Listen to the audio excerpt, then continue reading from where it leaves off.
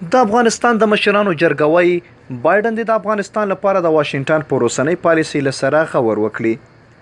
د کابل حکومت د مشرانو جرګې غړو د امریکا له تازه ټاکل شوي ولسمشر جو بایډن څخه غوښتي چې د افغانستان په اړه د امریکا پر اوسنۍ پالیسۍ له سره خبر وکړي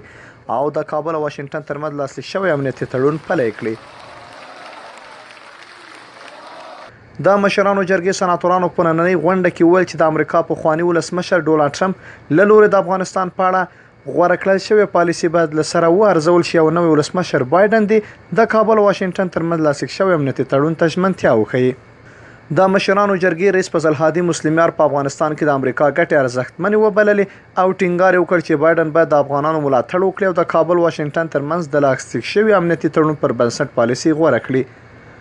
د مشرانو جرګې یو بلې غړي انارکلي هنریار هم له امریکا وغوښتل چې افغانستان کې د سولې او ثبات تامین ته کار وکړي او په دې برخه کې نوې پالیسي غوره کړي ځکه د دې په خبره د طالبانو امریکا ترمنځ شوی تړون تر پښو لاندې شوی او سرغړونې ترې شوې دي. د مشرانو جرګې یو بل سناتور سید صفي الله هاشمي بیا هیواد کې د روانو ستونزو پړه په امریکا اچوي او له یاد هیواد غواړي چې د افغانستان په اړه معتدله پالیسي غوره کړي تر څو افغانستان د سولې او ثبات څښتن شي. د مشرانو جرګې پورتنۍ غوښتنه داسې مهال ده چې د امریکا پخواني ولسمشر ډونالډ ټرمپ ټاکنې بایللې او سبا به نوی منتخب ولسمشر بایډن د واک واګې په لاس کې واخلي. ټرمپ په افغانستان کې د جګړو مخالف او د خپلو عسکرو د ستنولو لپاره له طالبانو سره په دوحه کې یو تړون لاسلیک کړ چې په اساس ټول بهرني ځواکونه د روان میلادي کال د مې میاشتې تر نیمایي پورې له افغانستان څخه ووځي.